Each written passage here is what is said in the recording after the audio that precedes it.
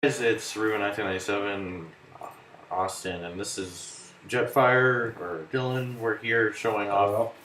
Yeah, no, you don't get to say hello. We're here showing off our new calculator computer thingy that we've made.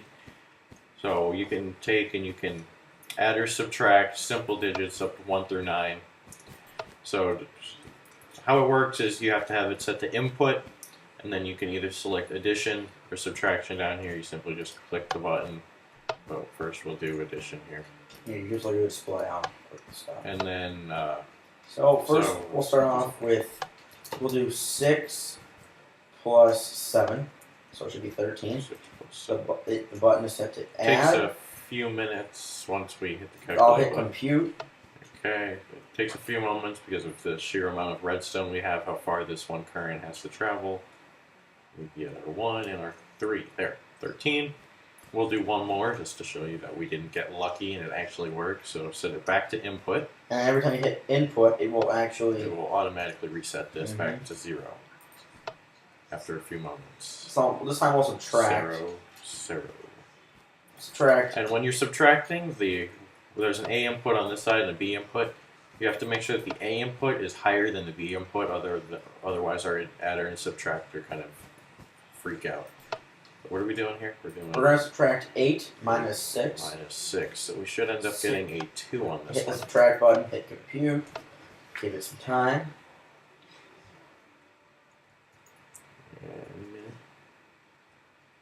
There's a 2. It took a few minutes to load.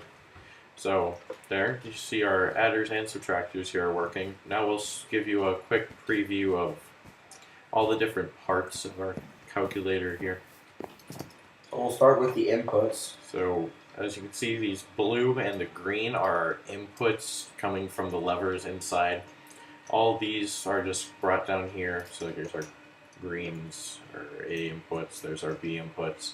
These all lead down to here, so they end up right here at these lines, which then they're fed into the inputs of our adder subtractor. That's all this is just feeding it in. And the adder subtractor could also be referred to as the CPU. Basically, it's the brains of the system. Yeah, this is what does all the actual math. So the actual adder subtractor is pretty much everything you can see right here. It's these two lines. It's this up here, and then it's also that lower part. So what happens is you have your 1 inputs, your 1A, 1B, your 2A, 2B, 4A, 4B, and also ignore all this background noise that's probably going to be hitting in a few moments. 8A, 8B, 8, yeah. And then we'll have our 16 inputs here in a second, and give me a moment. Please ignore everything that's going on. Okay, sorry about that. It should be a little quiet now. So we got all our inputs, and the outputs work the same. We got our 1, our 2, our 4, our 6. Wait, no, our 1, our 2, our 4, our 8, and our 16. So right now we still have 8 minus 6, right? Mm-hmm. Okay, so we got our 8 going here on our B inputs, and the 6, or no, I'm spacing. We have our 8 going in on the A inputs, and then we have our B going in on the B inputs, and it comes out with our 2.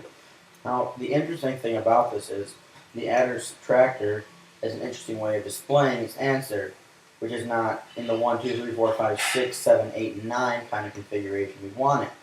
So that's where the GPU, or the graphics processing unit, has to come in, and it has to convert the binary from the CPU to numbers that the RAM can read, and that's what all this array of redstone is over here. It's converting it to something that's readable from the RAM.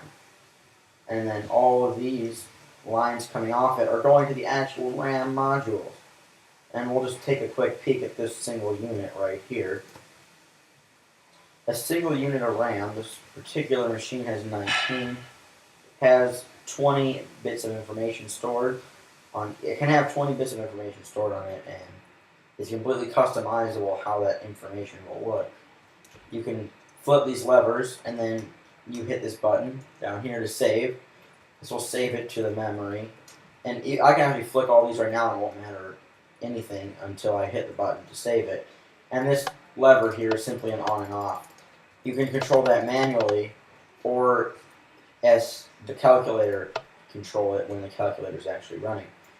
So you'll see our input from the other junk down there. from the GPU, Yeah, that. the GPU is Coming inputting in to the and bottom. it's actually activating our Pistons. number 2. This is, so you see this is the tens place for number 2, and then it's getting transferred all the way down to our screen, which we'll show you later. And then all these wires running in the back, it'll show each input will have its own wire coming out, and these 4 wires running down each side on all 5 layers is just simply the wires for this to read for the display to read. So that those torches there will display the letter, but then these wires will actually read it and put it on the screen. And you can see there's quite a bit of them, and only one is actually on the time. And so that's where the screen is just 4 pistons clumped together. That's each pixel, and it's both 2 20-pixel screens all together. One's for tens, one's for hundreds. So pretty much it's just a big image loader that's been hooked up to our calculator, because you can customize each of these. Right now we have 19 bits worth of memory. I think we're only using 12. Yeah, we're using about 12 of them right now, because the current adder can only go up to 18, so we're only using our 1s and our 0s, 10s place. But we can honestly, if we we put in enough different inputs, we can get this going all the way up to 99 without having to add any more of these RAM modules in. It's just a matter of getting this the processor and the GPU is going to get infinitely bigger the more numbers we have. Yeah, it's going to get quite a bit bigger. This is already really big, and it's only doing the 18. It can only add up to 18 now, and this is how big it is. We could probably make it more compact, but this is what it is for now. This is version 1. The compact version is. If any of you've seen in my vending machine, it is much bigger than this. And that's essentially. This is already our compacted version, and it still takes up tons of space. And the purple and the green wire here are coming in our 1s and 10s place. Right now we should have the 0 on, our 10s place, the 1 and 0. It's just giving power to our 0, activating it. That's why it's currently on. It's this right here, giving power to all those.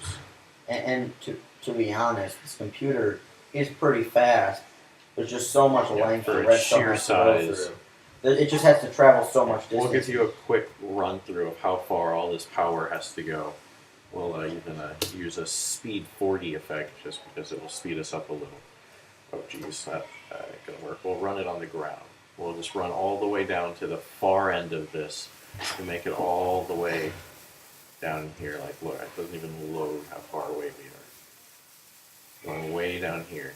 That's the last one. That's how far all of our redstone has to go. We have all of our different adjustable screens. And so just the sheer number of repeaters necessary makes it just a long time for the redstone to physically travel from point A to point B. So this is our calculator that we've been working on. We may be adding some more stuff to it, like I think we might be adding multiply and divide, or we might just be adding, so you can use a different lever to make this like 11, 12, and 13, so you can add double-digit inputs. But until then, keep an eye out. We might be coming out with that soon. I hope you've enjoyed this calculator, and we'll see you guys next time.